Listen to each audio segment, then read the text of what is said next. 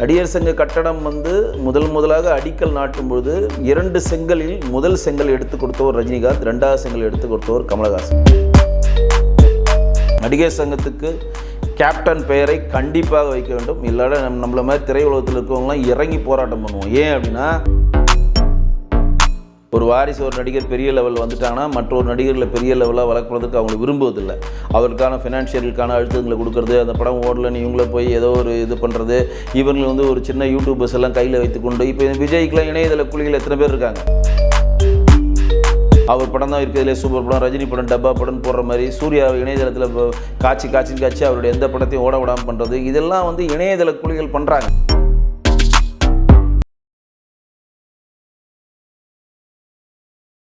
Sir வணக்கம். Sir வணக்கம் G. சமீபத்தில் நடிகர் சங்க கட்டிடம் கட்டுவதற்கு நிறைய பேர் வந்து நிதியுதவி வழங்கியிருக்காங்க. ஆனால் ரஜினிகாந்த் வந்து எந்த உதவியும் வழங்கலை. என் ஒரு துளி வீருக்கு 1 பவுன் தங்க காசு கொடுத்தது தமிழ் அல்லவா அப்படின்னு பாட்டு மட்டும் பாட தெரியுது. ஆனால் நடிகர் சங்க கட்டிடத்துக்காக வந்து எந்தவித நிதியுதவியும் தர முடியல அப்படின்ற மாதிரி ஒரு பத்திரிகையாளர் வந்து விமர்சனம் பண்ணியிருக்காரு. இது நீங்கள் எப்படி பார்க்குறீங்க? இல்லை, அந்த பத்திரிகையாளர் முழுமையாக நடிகர் சங்க கட்டணம் எப்படி எழுப்பப்பட்டதுன்ற வரலாறு தெரியாதவராக இருப்பார் அப்படின்னு தான் நான் சொல்கிறேன். ஏன் அப்படின்னா, நடிகர் சங்க கட்டடம் வந்து முதலாக அடிக்கல் நாட்டும் பொழுது 2 செங்கலில் முதல் செங்கல் எடுத்து கொடுத்தவர் ரஜினிகாந்த், 2வது செங்கல் எடுத்து கொடுத்தவர் கமலஹாசன். நடிகர் சங்கம் நடத்துகிற அனைத்து கலை நிகழ்ச்சிகளுக்கும் தன்னான பங்களிப்பை தொடர்ந்து கொடுத்து கொண்டிருக்கிறார் ரஜினிகாந்த். இன்னும் சொல்லப்போனால் விஜயகாந்த் வந்து நடிகர் சங்கம் கடனில் இருக்கப்போ கூட ரஜினி கமல் 2 பேரை இணைத்து சிங்கப்பூரில் நிகழ்ச்சி பண்ணுறப்ப கூட ரஜினிகாந்த் முழு ஒத்துழைப்பை கொடுத்தார். இப்பொழுது விஷால் அவர்கள் பண்ணுறப்பையும் அதேமாதிரி நடிகர் சங்க கட்டடத்துக்கான நிதி அமைப்பையும் கமலும் ரஜினியும் போய் தன்னால் பங்களிப்பை கொடுத்து அந்த கட்டடம் எழுவதற்கான முழு ஒத்துழைப்பையும் கொடுத்தாங்க. நடிகர் சங்க கட்டடத்தினுடைய நிதி என்ன ஆச்சு அப்படின்னா, நிறைய பேர்கிட்ட வசூல் பண்ணாங்க, நிறைய பேர் நன்கொடை கொடுத்தாங்க, நிறைய பேர் வந்து கொடுத்ததை போக மிச்சமும் அதுக்கு ஒரு கிட்டத்தட்ட பல கோடிகள் தேவைப்பட்டதுனால அதை ஒரு பேங்க்கில் வாங்கி கட்டிட்டு அதுக்கப்புறம் அதை வந்து நடிகர் சங்கத்தில் இருக்கக்கூடிய அந்த காம்ப்ளெக்ஸ் மூலம் அது மூலம் வருவாய் மூலம் வந்து அடைக்கலாம் அப்படின்னு அவங்க தீர்மானம் போட்டு அந்த பேங்க்கில் போய் கடன் வாங்குறப்ப, அந்த பேங்க்கில் கடன் வாங்குறதுக்கு முன்னாடியே கட்டடம் பாதியில் நின்னோன்னா ஒரு நடிகரும் நடிகர் சங்கத்துக்கு வந்து தனக்கான பங்களிப்பை கொடுக்கணும்னு சொல்லி ஒரு நடிகரும் 1 கோடி தரணும் அப்படின்னு சொல்லி தீர்மானம் பண்ணாங்க. அதில் வந்து நீங்கள் சொன்ன அந்த பத்திரிகையாளர் ரஜினி 1 கோடி கொடுத்தது அவருக்கு தெரியாதுன்னு நினைக்கிறேன். ரஜினியும் கொடுத்துருக்கிறார், கமல் கொடுத்துருக்கிறார், தனுஷ் கொடுத்துருக்கிறார், சிவகார்த்தியன் 1 கோடி கொடுக்கல, 50 லட்சமோ 60 லட்சமோ கொடுத்துருக்காரு, சிம்பு எல்லாருமே 1 கோடி நடிகர் சங்க கட்டட நிதிக்கு கடனாக கொடுத்துருக்கிறார்கள். நன்கொடை கிடையாது, அது கடன். என்னென்னா, இப்போ பேங்க் லோன் பாஸ் ஆகி பேங்க் லோன் வந்த பிறகு அந்த பணத்தை நடிகர் சங்கம் திருப்பி அவர்களுக்கு செலுத்திவிடும். ஏன் அப்படி பண்ணுறாங்கன்னா, இப்போ ரஜினி என்ன சொல்கிறாரு, முழு செலவே நானே ஏற்றுக்கிறேன்னு கூட சொல்கிறப்போ அவங்க வேணான்ட்டாங்க. ஏன் வேணான்னு சொல்கிறாங்கன்னா, இந்த நடிகர் சங்க கட்டிடம் எல்லாரால் உழைப்பிலால் கட்டப்பட்டதுன்ற ஒரு கட்டமைப்பு வரணும். தனிநபர் ஒருத்தர் கட்டினாருன்ற பெயர் நம்ம கொடுக்க முடியாது. ஏன்னா இப்போ நடிகர் சங்கம் கட்டிட்டாங்கன்னா எல்லாத்துக்குமே வந்து இதில் வந்து ரஜினிகாந்த் சொன்ன மாதிரி ஐஸ்ரீ கணேஷும் சொன்னார், முழு செலவே நானே ஏற்றுக்கிறேன் அப்படின்னு. முழு செலவை அவர் ஏற்றுக்கிட்டாருன்னா அவரோட தந்தையார் சிலையை அங்கே வைப்பார், அங்கே இருக்கக்கூடிய அரங்கத்துக்கு தந்தையார் பேரை வைக்கணும்னுவார், மற்றதுக்கெலாம் வைக்கணும்னுவார். இந்த சிக்கல்லாம் வரும். மற்ற மூத்த கலைஞர்லாம் இருக்காங்க, அவங்களுக்கு ஒரு அரங்கத்துக்கு பேர் வைக்கணும், ஒரு டப்பிங் தேட்டருக்கு வேறு ஒரு கலைஞர்களோட நடிகர் சங்கத்துக்காக பாடுபட்ட கலைஞர்கள் பேர்லாம் வைக்கணும். இது வந்து தேவையில்லாத சிக்கல் ஏற்படும் அப்படின்ற ஒரே காரணத்துக்காக நடிகர் சங்கத்துக்கு யார் வேணாலும் எவ்வளோ நிதி வேணாலும் கொடுக்கலாம். அது நடிகர் சங்கம் கடனாக வைத்துக்கொண்டு பேங்க் லோன் வந்த பிறகு அந்த பேங்க் லோன்லேருந்து இந்த கடனை திருப்பி கொடுத்து விட்டு அந்த பேங்க் லோனை நடிகர் சங்க வருமானத்தின் மூலம் கட்டிக்கொள்ளலாம் அப்படின்னு தான் இன்றைக்கி ப்ராசஸ் போயிட்டுருக்கு. ரஜினிகாந்த் முழு செலவையும் ஏற்றுக்கொள்வார் அப்படின்னு சொன்னதே அன்றைக்கு ஏற்றுக்கொள்ளவில்லை. நடிகர் சங்கத்திற்காக என்ன நிதி வேணாலும் நான் தயாராக இருக்கிறேன் ரஜினிகாந்த் பல பேட்டிகளை சொன்னது இந்த பத்திரிகையாளருக்கு தெரியல. சும்மா எதனா வந்து விஜய்க்கு சொம்பு தூக்க வேண்டும், மற்ற நடிகர்களுக்கு சொம்பு தூக்க வேண்டும் சொல்லி ரஜினிகாந்த் ஒரு காழ்ப்புணர்ச்சியோடு செல்வதை நாம் வன்மையாக கண்டிக்கிறோம். ஏன் அப்படின்னா, நடிகர் சங்கம்ன்றது தனிநபரால் ஒருவரால் உருவாக்கப்பட்டதில்லை. எஸ் ராஜேந்திரன் எம்ஜிஆர் இருந்தால் அதை கொண்டு வந்தாங்க, சிவாஜி கணேசன் தலைவராக இருந்தார், ராதாரவி இருக்கிற வரையும் அது கடனில் இருந்துச்சு, விஜயகாந்த் வந்து அந்த கடனை அடைச்சார். அதற்கப்புறம் வந்த நிர்வாணம் விஷால் தாட்பூட் தஞ்சாவூர் டப்பு டிப்பினாங்க. அப்புறம் நடிகர் சங்கத்தை கட்டின பிறகு தான் நான் கல்யாணம் பண்ண போகிறேன்னாரு. இன்றைக்கி நடிகர் சங்கம் வந்து பல கோடி செலவில், அது உண்மை. இப்போ கூட ஒரு தேர்தல் நடத்தணும்னு சொல்கிறாங்க, தேர்தல் நடக்காமல் போய் இல்லை இந்த நடிகர் சங்க கட்டட பணிகள் முடிஞ்சோடனே தேர்தல் நடக்கிறதுக்கான 3 ஆண்டுகள் நீடிப்பு கொடுக்கணும் நீதிமன்றம் போயிருக்கு. அது நீதிமன்றத்தில் வழக்கில் நிலுவையில் இருக்குது. நடிகர் சங்கம் வந்து தேர்தலில் வெற்றி பெற்றவங்களுடைய வாக்கு அறிவிக்கிறதுக்கே 2 வருஷம் ஆயிடுச்சு யார் ஜெயிச்சாங்கன்னு. இப்படி பல இடியாப்பல் சிக்கல் அங்கே இருக்கின்றன. அது உள்ளே என்ன நடக்குன்றது உண்மை தெரியாமல் பொது வழியில் ரஜினிகாந்தை வந்து குறை சொல்ல வேண்டும் சொல்லி இவங்க சொல்வது நம்ம ஏற்றுக்கொள்ள மாட்டோம். இன்றைக்கு நடிகர் சங்க கட்டிடத்தை முழுமையாக கட்டி கொடுப்பதற்கான நிதியை ரஜினிகாந்த் தர தயாராக இருக்கிறார். ஆனால் நடிகர் சங்கம் தான் அதை ஏற்றுக்கொள்ளவில்லை. சார், அதே மாதிரி சமீபத்தில் நடந்த ஒரு ப்ரெஸ் மீட்டில் நடிகர் சங்க கட்டிடத்துக்கு புரட்சி கலைஞர் விஜயகாந்தோட பெயரை வைப்பீர்களா என்று ஒரு பத்திரிகையாளர் கேட்டிருக்காரு. ஆனால் அதுக்கு வந்து ஒரு மழுப்பும்படியான பதிலை சொல்லிட்டு கிளம்பிட்டாங்க. இதை நீங்கள் எப்படி பார்க்குறீங்க? நடிகர் சங்கத்துக்கு கேப்டன் பெயரை கண்டிப்பாக வைக்க வேண்டும். இல்லாத நம்மள மாதிரி திரையுலகத்தில் இருக்கவங்களாம் இறங்கி போராட்டம் பண்ணுவோம். ஏன் அப்படின்னா இன்றைக்கி செத்துப்போன நடிகர் சங்கத்துக்கு உயிர் கொடுத்தவர் கேப்டன். கிட்டத்தட்ட அந்த பழைய நிர்வாகத்தில் நடிகர் சங்க கட்டடம் ஏலம் பொது ஏலத்துக்கு வந்துச்சு. கேப்டன் அவர்கள் தான் உள்ளே வந்து நடிகர் சங்க தலைவரானவுடனே கிட்டத்தட்ட 2 கோடி ரூபாய் மதிப்புள்ள வைப்பு நிதியை அதில் வைத்துவிட்டு நடிகர் சங்க கடனை முழுமையாக அடைத்து எந்தெந்த நடிகர் சங்கத்தில் நடிகர்கள்லாம் வராமல் வந்து ஒரு ரொம்ப தூரத்தில் இருந்தாங்களோ அவர்களெல்லாம் நடிகர் சங்கத்துக்கு வர வைத்தார். ஈவன் கமல், ரஜினி எல்லாரும் நடிகர் சங்கத்தில் எந்த கார்பரேஷன்லாம் வாங்கன்னு சொல்லி எல்லோரும் ஒற்றை கொடியில் ஏற்றி சிங்கப்பூரில் நிகழ்ச்சிகள் பண்ணி பெரும் பொருள் செலவில் அந்த நிகழ்ச்சியை வெற்றிகரமாக நடத்தி பேங்க் கடனை அடைத்து 2 கோடி ரூபாய் வைப்பு நிதியை வைத்து அது வந்து நலிந்த கலைஞருக்கு மாதம் ஓய்வூதியம் தரணுன்ற திட்டத்தையும் கொண்டு வைத்து நடிகர் சங்கம் இன்றைக்கு இவ்வளோ பெரிய லெவலாக உருவாக்கி இருக்குன்னா அதற்கு உயிர் கொடுத்தவர் கேப்டன். முதல் நடிகர் சங்கத்தை ஆரம்பித்தவர் SS ராஜேந்திரன், சிவாஜி கணேசன், எம்ஜிஆர்லாம் இருந்தாலும் அவர்களுடைய பேரும் வைக்க வேண்டும், கேப்டன் அவருடைய பேர்கள் பெரிய அரங்கத்து வைக்க வேண்டும் அப்படின்றது ஒரு சாமானியனாக இருக்க கனவு மட்டும் இல்லை. திரையுலகத்தில் இருக்கக்கூடிய திரைப்பட கல்லூரி மாணவர்கள் மட்டுமல்லாமல் புது ப்ரொடியூசரை உருவாக்குவர்கள் எல்லாருக்குமே தன்னான பங்களிப்பு கொடுத்த கேப்டன் கண்டிப்பாக அவருடைய பெயர் வைக்க வேண்டும். இதில் மழுப்பலாக பதில் சொல்கிறவங்க வந்து எப்படின்னா இப்போ மேபி இருக்கலாம். இப்போ நம்மளே வந்து தமிழ்நாடு தென்னிந்திய திரைப்பட நடிகர் சங்கன்றதை மாற்றி தமிழ்நாடு நடிகர் சங்கம் மாற்றுங்கன்னு சொல்கிறோம்.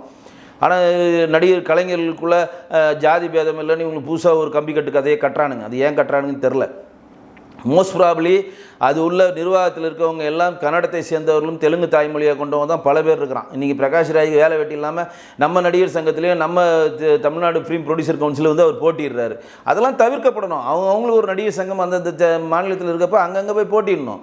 இப்போ விஷால் அவர்களே வந்து சரத்குமார் விஷால் அவர்களும் எதிரில் போட்டு விடுறப்ப ராதிகா அவர்கள் பொது வழியிலே விஷாலை சொன்னார்ல, அவர் ரெட்டி தெலுங்குக்காரன்னு கூட சொன்னாங்களா இல்லையா? அப்படி பார்த்தா ராதிகாவும் தெலுங்கு தான், அவங்க நாயுடு தான்.